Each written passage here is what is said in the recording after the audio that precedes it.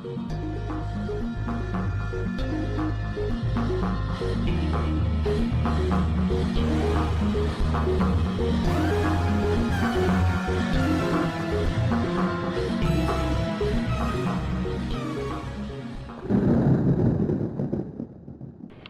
to Dark Dreams.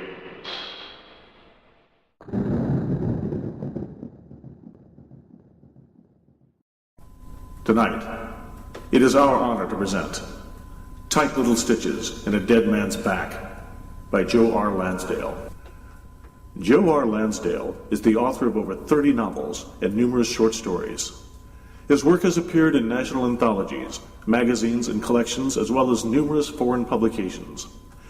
He has written for comics, television, film, newspapers, and internet sites. His work has been collected in 18 short story collections, and he has edited or co-edited over a dozen anthologies. He has received the Edgar Award, 8 Bram Stoker Awards, the Horror Writers Association Lifetime Achievement Award, the British Fantasy Award, the Inkpot Award for contributions to science fiction and fantasy, and many others. Of his story, Tight Little Stitches in a Dead Man's Back. Mr. Lansdale wrote in the introduction, as it appeared in High Cotton, Selected Stories of Joe R. Lansdale, "Writing the story was actually a depressing experience.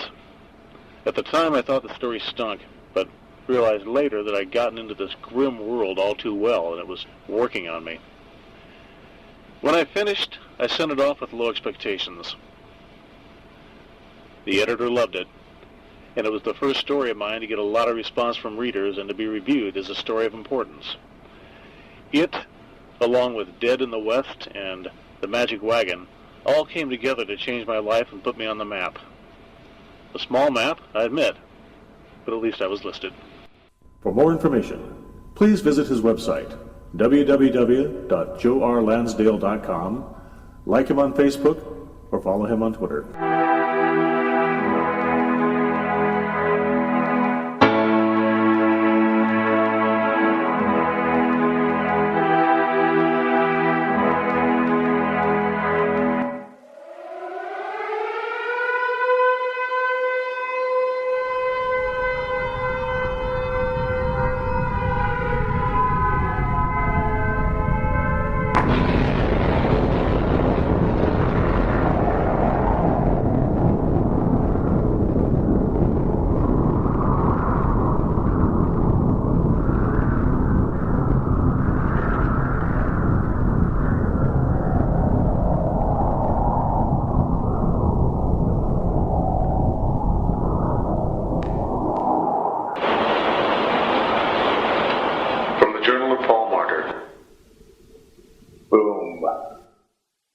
That's a little sinus joke, and the proper way to begin this.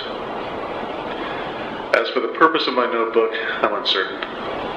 Perhaps to organize my thoughts and not go insane? No.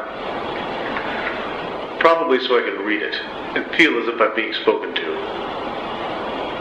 Maybe neither of these reasons. It doesn't matter.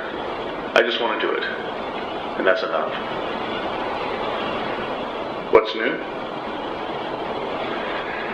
Well, Mr. Journal, after all these years, I've taken up martial arts again.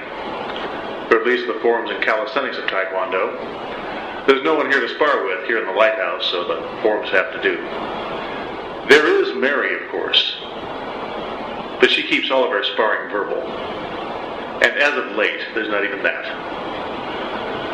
I long for her to call me a son of a bitch. Anything.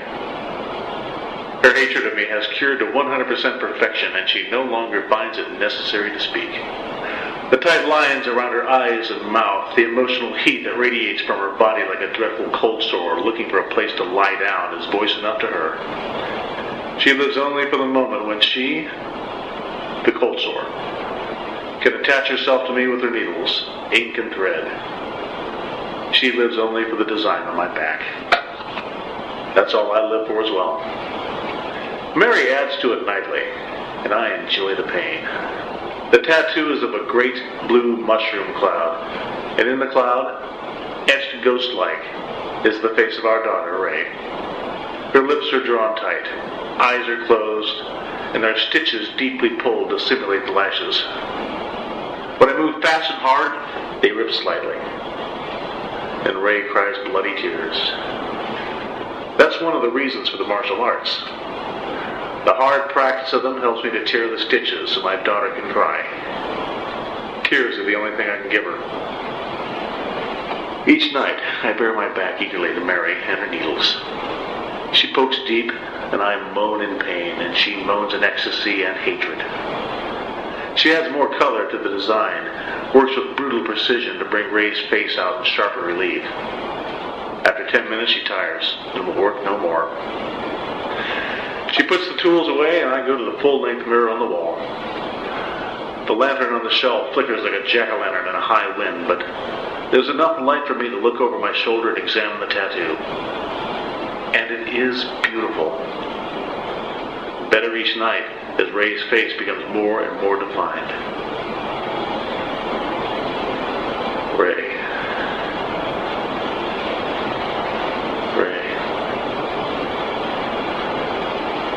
God, can you forgive me, sweetie?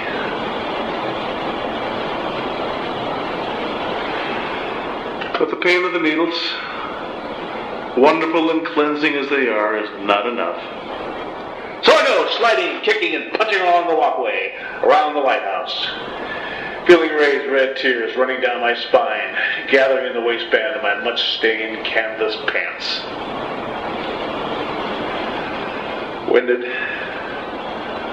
unable to punch and kick anymore, I walk over to the railing and I call down into the dark, "Hungry?" In response to my voice, a chorus of moans rises up to greet me.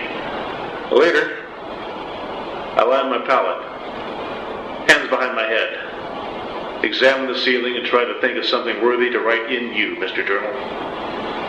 So seldom is there anything. Nothing seems truly worthwhile. Bored of this, I roll on my side, and I look at the great light that once shone out to the ships, but is now forever snuffed. Then I turn in the other direction, and I look at my wife sleeping on her bunk, her naked ass turned toward me. I try to remember what it was like to make love to her, but it is difficult. I only remember that I miss it. For a long moment I stare at my wife's ass as if it's a mean mouth about to open and reveal teeth. Then I roll on my back again, stare at the ceiling, and continue this routine until daybreak. Mornings I greet the flowers. Their bright red and yellow blooms bursting from the heads of long dead bodies that will not rot. The flowers open wide to reveal their little black brains and their feathery feelers, and they lift their blooms upward and moan. I get a wild pleasure out of this. For one crazy moment I feel like a rock singer appearing before a starry-eyed audience. When I tire of the game, I get the binoculars, Mr. Journal, and examine the eastern plains with them, as if I expect the city to materialize there. The most interesting thing I've seen on those plains was a herd of large lizards thundering north. For a moment I considered calling Mary to see them, but I didn't. The sound of my voice, the sight of my face, upsets her. She loves only the tattoo, and is interested in nothing more. When I finished looking at the plains, I walked to the other side, to the west, where the ocean was. There's now nothing but miles and miles of cracked black sea bottom. Its only resemblance to a great body of water are the occasional dust storms that blow out of the west like dark tidal waves and wash the windows black at midday. And the creatures. Mostly mutated whales. Monstrously large, sluggish things. Abundant now where once they were near extinction. Perhaps the whales should form some sort of Greenpeace organization for humans now. What do you think, Mr. Journal? No need to answer. Just another one of those little scientist jokes.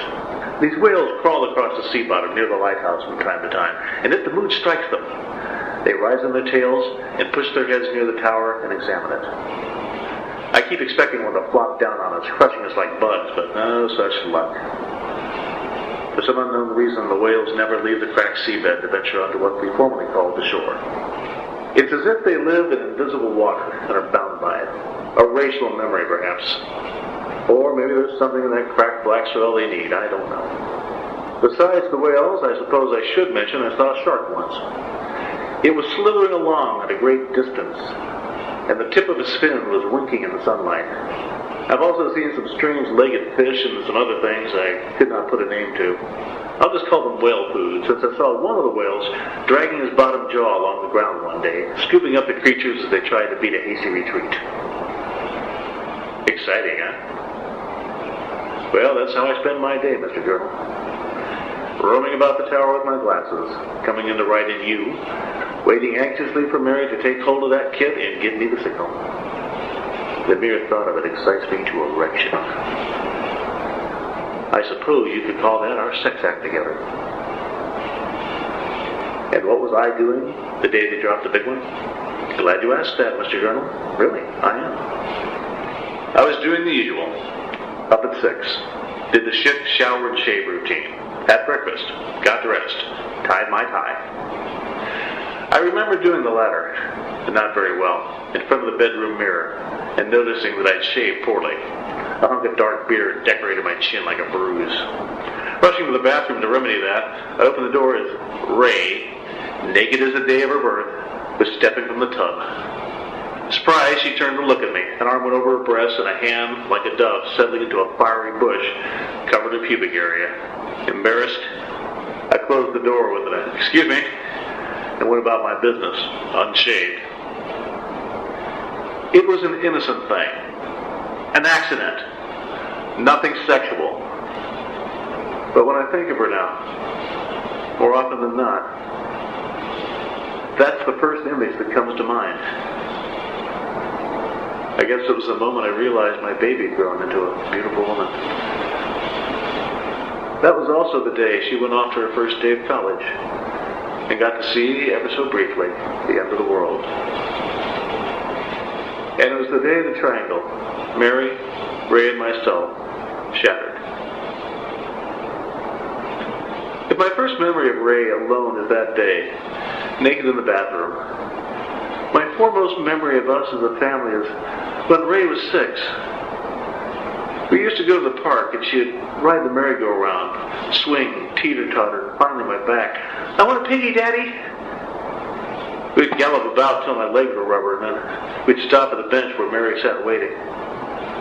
I'd turn my back to the bench so Mary could take Ray down, but always, before she did, she would reach around from behind, caressing Ray, pushing her tight against my back, and Mary's hands would touch my chest. God, but if I could describe those hands. She still has hands like that, after all these years. I see them fluttering up against my back when she works. They're long and sleek and artistic, naturally soft like the belly of a baby rabbit.